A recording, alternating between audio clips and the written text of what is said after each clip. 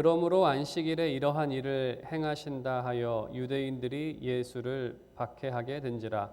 예수께서 그들에게 이르시되 내 아버지께서 이제까지 일하시니 나도 일한다 하시매 유대인들이 이로 말미암아 더욱 예수를 죽이고자 하니 이는 안식일을 범할 뿐만 아니라 하나님을 자기의 친아버지라 하여 자기를 하나님과 동등으로 삼으심이로라.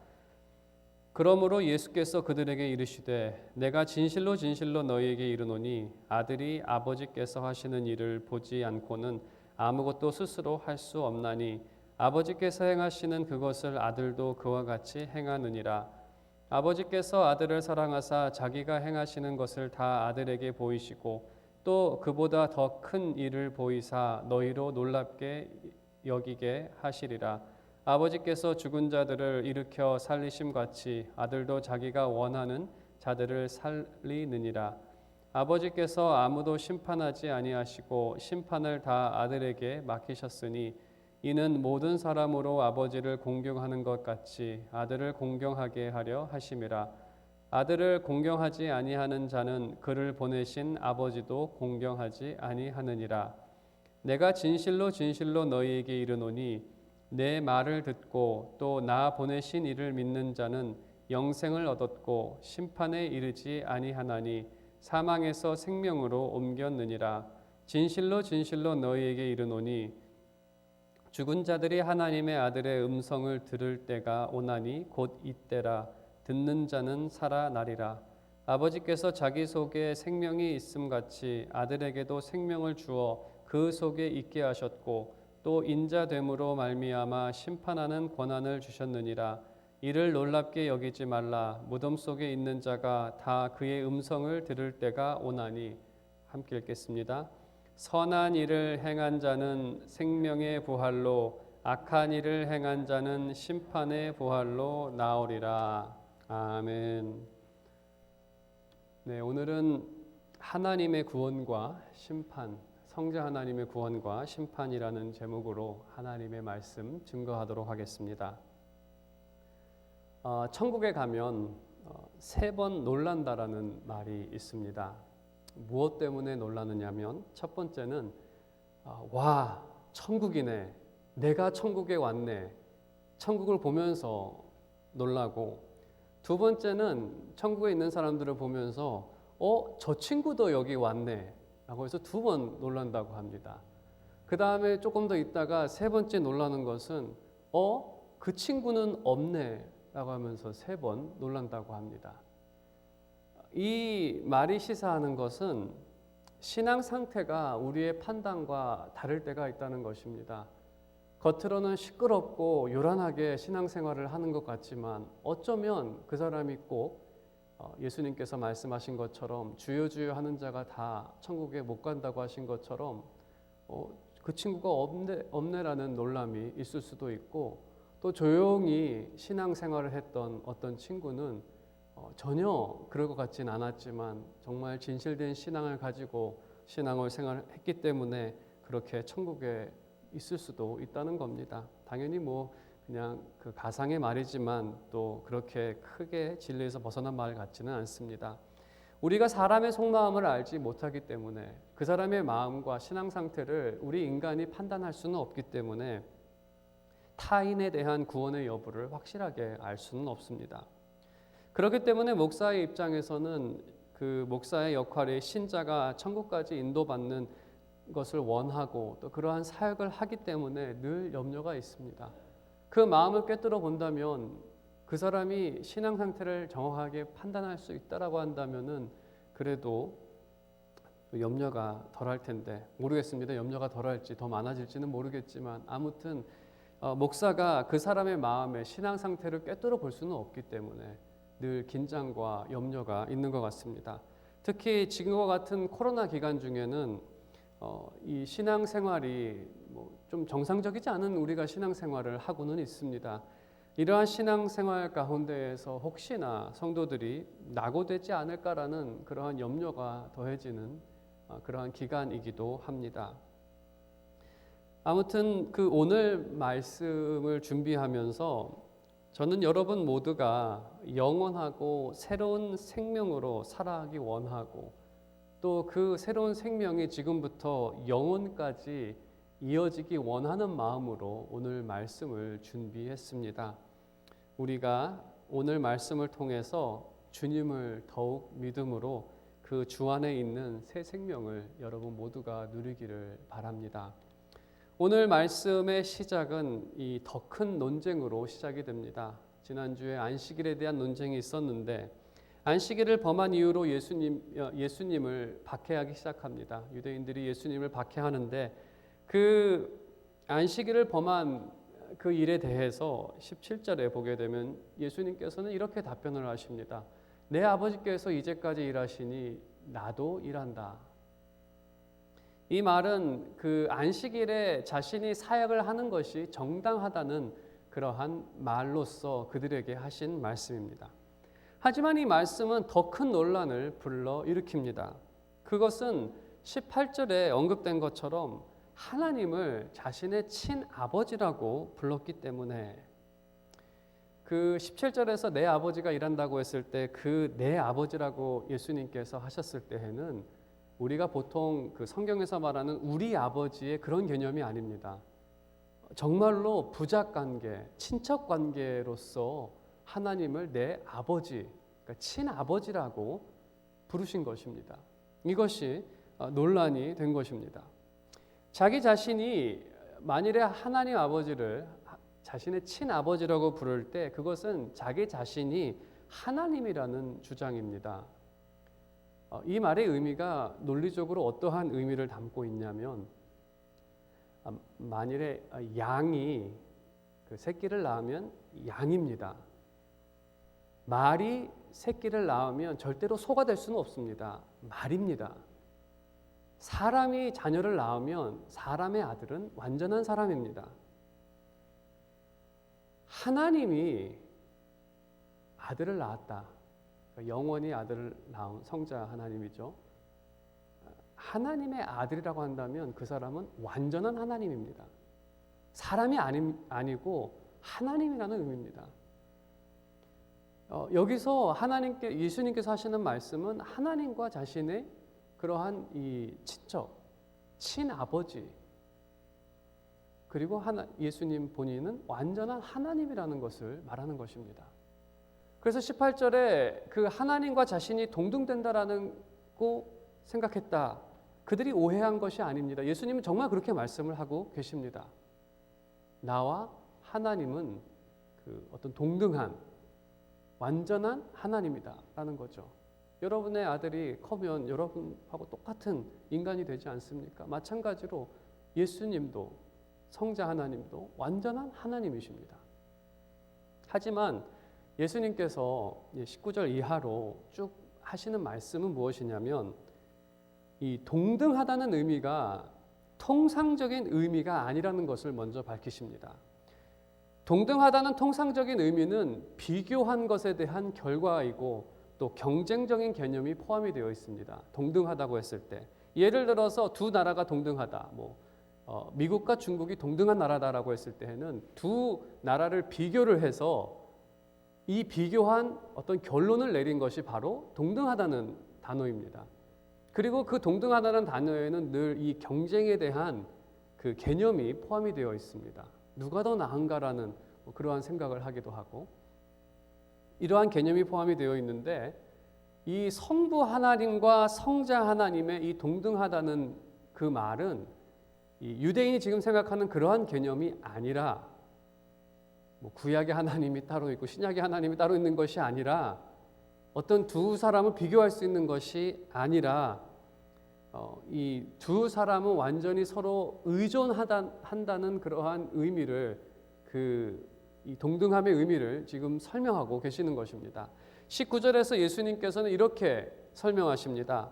아버지와 아들의 비유로 설명을 하십니다. 그러니까 아버지와 아들의 비유로 설명을 하신 것은 그 당시 문화에서 그들의 이해를 돕기 위해 이러한 언어를 사용을 하십니다. 당시 문화는 이렇습니다. 100년 전까지도 아마 이랬을 것입니다. 아들은 아버지가 했던 직업을 물려받습니다. 아버지가 어부면 아들도 어부가 되고, 아버지가 농부면 농부가 되고, 아버지가 대장장이면 아들은 대장장이가 됩니다. 당시 문화도 그랬습니다.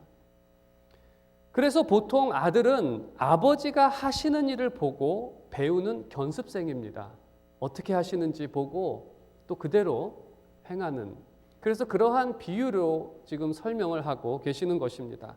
이러한 것처럼 성자 하나님은 성부 하나님께서 보이신 대로 행한다. 나도 그와 같이 행한다라고 예수님께서 말씀하십니다. 핵심은 둘이 경쟁하는 어떤 대상이 아니라 서로 의존하는 대상인데, 성자 하나님께서 사역을 하실 때 성부 하나님을 완전하게 의존한다는 의미입니다. 그리고 12절 이하로 또 말씀이 되어 있지만, 성부 하나님도 성자 하나님을 완전하게 의존하십니다. 사역을 위해. 서로가 서로를 의존한다는 의미입니다. 하지만 서로에 대한 의존이 그들이 필요하기 때문에 의존하는 것은 아닙니다. 성자 하나님이 성부 하나님의 무엇은 능력이 필요해서 의존하시는 것이 아니고, 성부 하나님이 능력이 부족해서 성자 하나님을 꼭 사용해야 이루시는 것이 아니라, 서로 의존한다는 것은 필요에 따라가 아니라 자발적으로 서로를 의존한다는 것입니다. 이 말씀을 조금 더 풀어서 말씀을 드리면, 20절에 있는 것처럼 왜 그렇게 하시느냐라는 것은 아버지께서 아들을 사랑하시기 때문에 의존한다는 것을 언급하십니다. 사랑하시기 때문에 성자에게 보이시고 그것을 행하게 하십니다. 그 궁극적인 이유는 23절에 기록된 것처럼 그 성자가 공경을 받게 하기 위해서, 그 성자 하나님께서, 공경이라는 것은 영광과 찬양을 받기 위해서 성부 하나님께서 성자 하나님에게 보이시고 또 그것을 행하도록 그 요청을 하신다는 겁니다. 이 말씀을 조금 풀어서 세상적으로 말씀을 드리면, 사랑하는 아들이 있다라고 한다면 여러분에게 아버지는 그가 존경과 찬양을 받기를 원합니다. 그것이 사랑의 모습입니다. 때로는 어린 자녀와 경기를 할 때에 일부러 아버지가 져주기도 합니다. 왜냐하면 아들을 사랑하기 위해서, 능력이 부족하거나 뭔가가 없어서가 아니라 아들을 사랑하기 때문에, 그가 찬양과 존경을 받기 원하기 때문에 때로는 그에게 일을 시키기도 하고 그 일을 완성할 수 있는 모든 것을 해주어서 그로 하여금 성취감을 느끼기도 하고, 그가 높임을 받기 위해서, 그것이 바로 아버지가 아들에게 보이는 그러한 사랑의 모습인 것입니다. 이러한 비슷한 논리에서 성부 하나님께서는 성자 하나님을 사랑하셔서 사역을 맡기신 것입니다. 성자 하나님도 사역을 행하실 때 완전하게 성부 하나님을 의지합니다. 성자 하나님께서 완전한 하나님이시기 때문에 성부 하나님의 능력이나 허락이 필요하지 않습니다.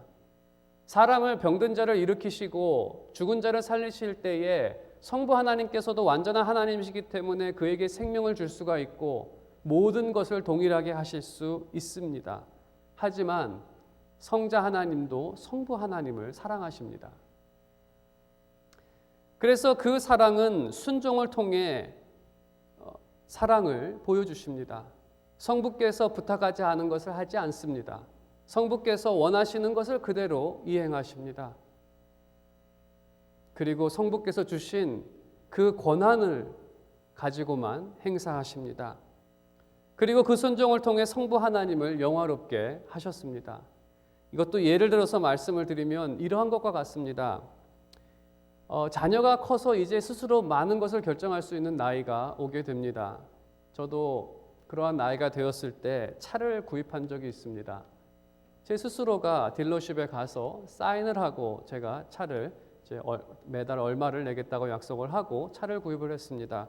근데 그렇게 구입한 후에 이것을 나중에 저희 아버지가 아시고 되게 아주 섭섭하게 생각을 하셨습니다.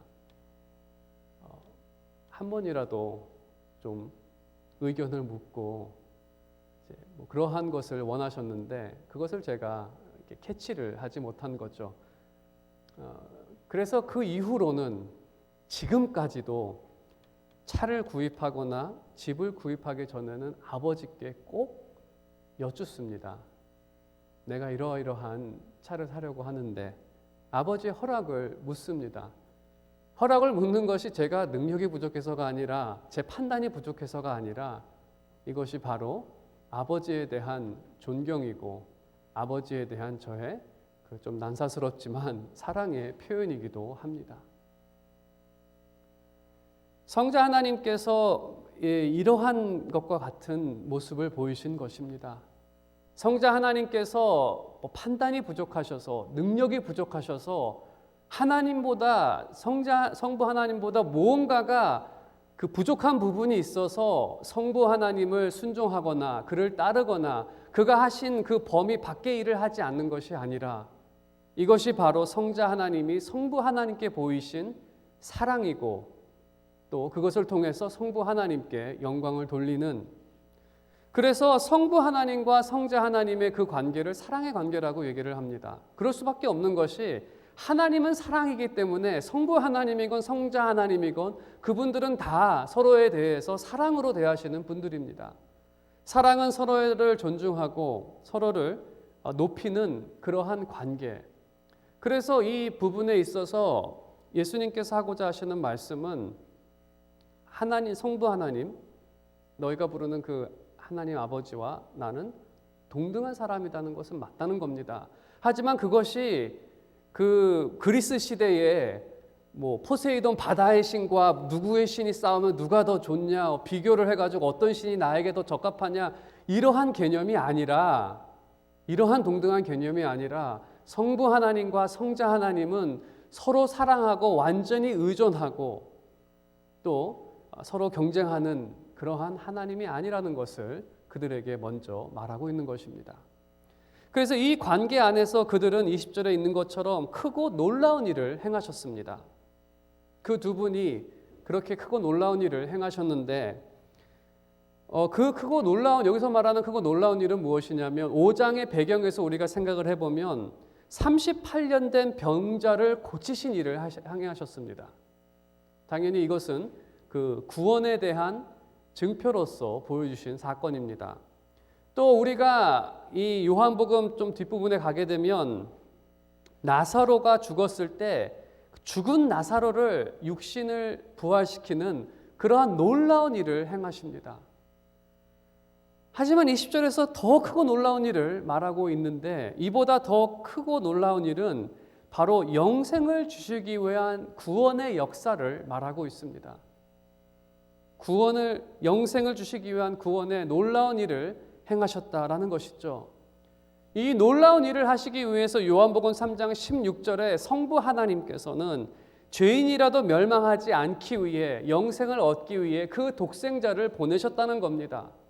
구원을 위해 성부 하나님께서는 이 구원을 시작하셨고 아들을 파송하셨고 그에게 명령하셨고 그에게 권한을 부여하셨습니다. 권한을 부여했다는 것은 일을 할 때에 권한이 필요합니다. 예를 들어서 왕이 한 장군에게 가서 저 적군을 무찌르라 라는 명령을 했을 때 군대를 이끌 수 있는 권한을 줍니다. 그리고 너에게 군대 5만 명을 줄 테니, 그러면 이 장군은 왕의 이 명령과 또 권한을 가지고 갑니다. 권한이 없으면 권한 없이 일하라는 경우는 없습니다. 일이 있고 권한이 있습니다. 성자 하나님께서 맡으신 그 일, 하나님께서 이렇게 명령하셨을 때 성자 하나님께서는 그것에 화답하고 그 구원의 사역에 순종하시고 그 권한을 받아 이행하십니다. 예수님께서 받으신 권한이 무엇인가? 그것은 살리는 것, 오늘 본문에 말씀하고 있습니다. 예수님께서 받으신 권한은 바로 영생을 주는 권한을 아들에게 주셨고, 두 번째는 심판하는 권한을 아들에게 주셨다고 말씀하고 계십니다. 세상을 구원하시기 위해 그 아들에게 살릴 수 있는 권한과 심판의 권한을 주셨다는 것입니다.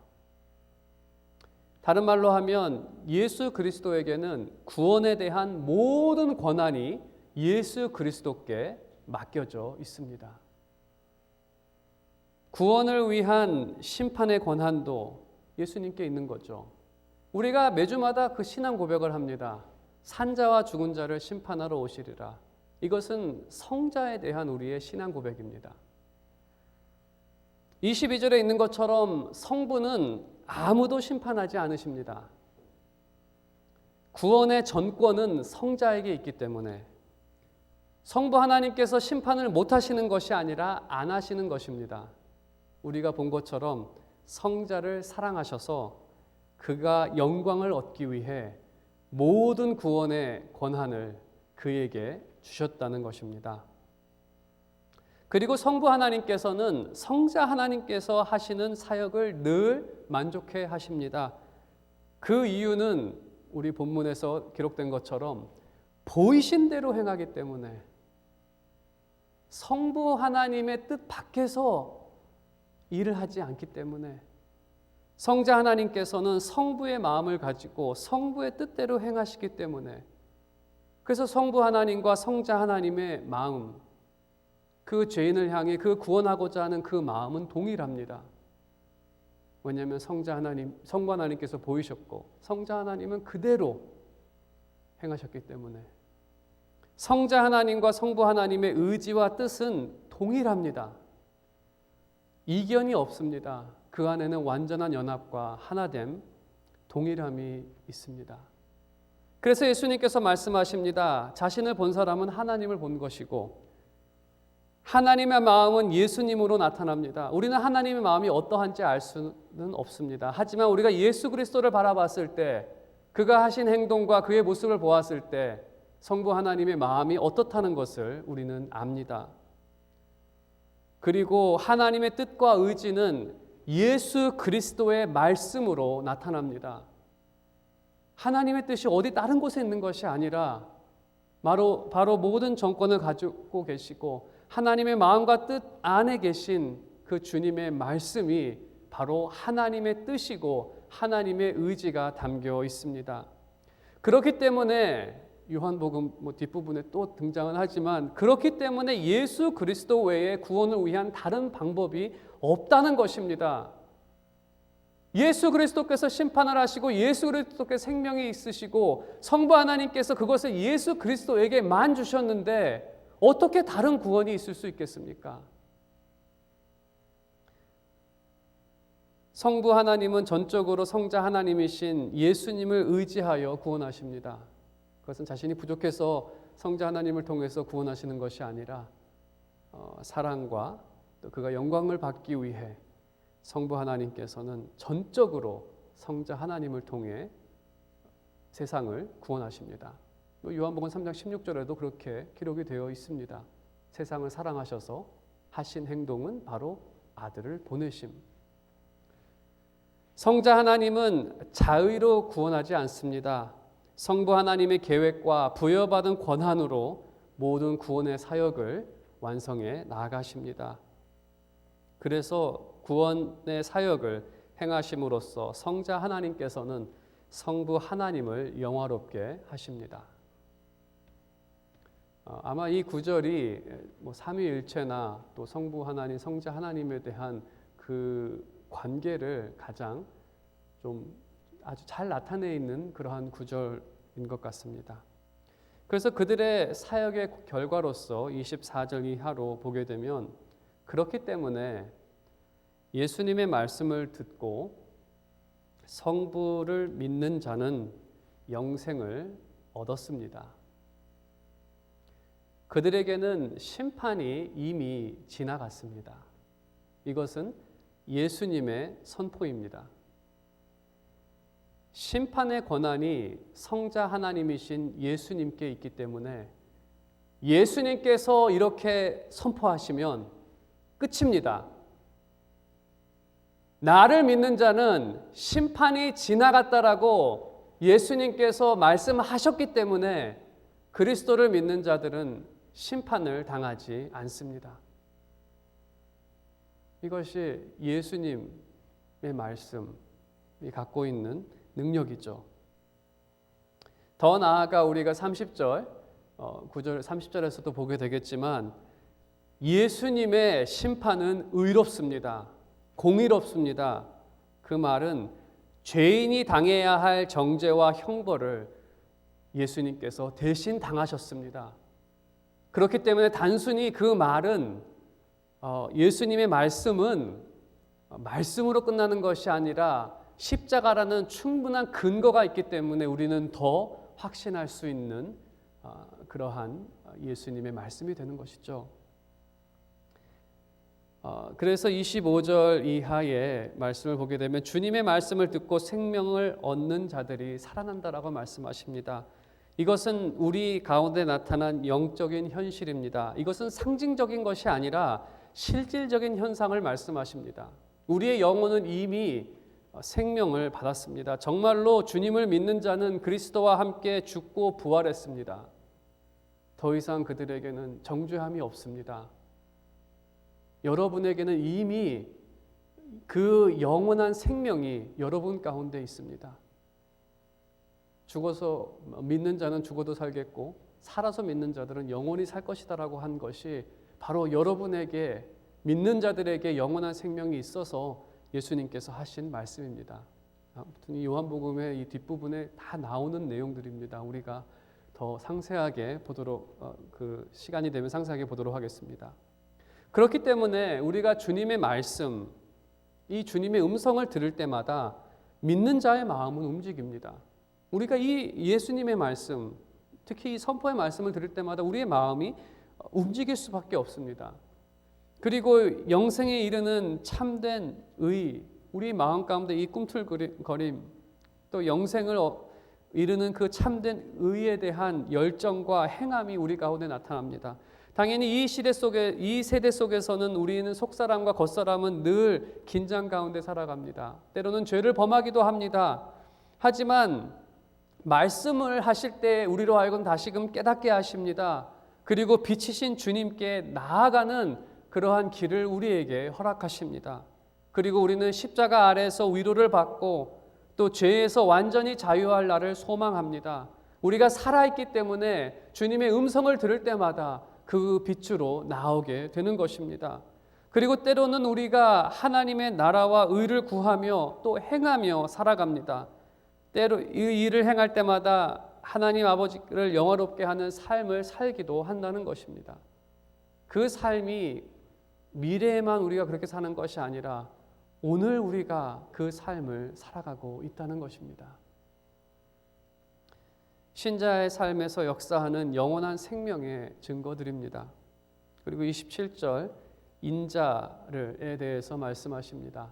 여기서 말하는 인자라는 것은 직역하면 사람의 아들인데 여기서 말하는 인자는 그 고유명사라고 보통 하죠. 이게 보통 명사가 아니라 이 특정 인물, 인자라는 이름을 가진 사람. 인자라는 이 이름은 다니엘서에 등장을 합니다. 다니엘이 왜 인자라고, 그러니까 사람의 아들이라고 이름을 붙였냐면 구름 타고 오시는 사람을 인자라고 불렀는데 그 이유는 뭐냐면 구름을 타고 와서 심판을 하시는 분이면 천사의 얼굴을 하거나 아주 어떤 위험한 그러한 모습으로 무시무시한 모습으로 올 줄 알았는데 그 사람을 딱 봤더니 그냥 사람 모양이기 때문에 그 사람을 인자라고 불렀습니다. 다니엘이. 근데 그게 이제 예수님이죠. 정말 사람으로 오신 분이죠. 그래서 인자라는 이름이 붙여진 것입니다. 기대하지 않은 얼굴이 왔기 때문에. 그래서 예수님께서 여기서 인자라고 하셨을 때 바로 그 다니엘서에 구름을 타고 심판하실 그분을 의미합니다. 이 말씀은 이제 최종 심판에 대한 말씀입니다. 최종 심판 때의 일입니다. 최종 심판할 때에 선한 일을 한 사람, 선한 일이라는 것은 주님을 믿었고 그들의 삶에서 믿음의 증거들, 하나님의 나라와 의를 행하고자 고민하고 싸우고 또 때로는 행했던 그러한 한마디로 하면 주님을 믿었던 사람들입니다. 주님을 믿었던 사람들은 심판이 아니라 29절에 있는 것처럼 생명의 부활로 나옵니다. 심판의 부활이 아니라 생명의 부활. 심판은 지나갔기 때문에 생명의 부활로 나오고, 주님을 믿지 않고 그 빛가로 나오지 않았던 악한 사람들은 심판의 부활로 나옵니다. 그들은 심판받기 위해 그들의 육신이 다시 살아납니다. 이것은 마지막 예수님께서 구름을 타시고 재림하실 때 나타난 일을 예수님께서 말씀하십니다. 오늘의 이 말씀이 진실된 이유는 주님께서 하신 말씀이기 때문에 그렇습니다. 그리고 주님에게는 그 구원과 심판의 권한이 있으시기 때문에 이 일이 정말 일어날 일입니다. 오늘 말씀의 결론을 맺도록 하겠습니다. 성부 하나님과 성자 하나님은 동등하신 분이십니다. 경쟁의 관계가 아니라 서로 연합하고 서로 사랑하고 그 안에서 크고 놀라운 구원을 완성하셨습니다. 성부 하나님은 성자 하나님을 사랑하시고 높이셨습니다. 그래서 그에게 구원에 필요한 모든 권한을 주셨고 그를 이 세상에 파송하셨습니다. 그리고 성자 하나님께서는 성부 하나님을 사랑하시고 그를 높이시기 위해 구원과 심판을 자의로 행하지 아니하시고 성부로부터 권한을 부여받아 그 말씀에 순종함으로 하나님, 성부 하나님의 의지와 뜻을 이 땅 가운데 나타내셨습니다. 그렇기 때문에 구원은 오직 예수 그리스도에게만 있습니다. 다른 방법이 없습니다.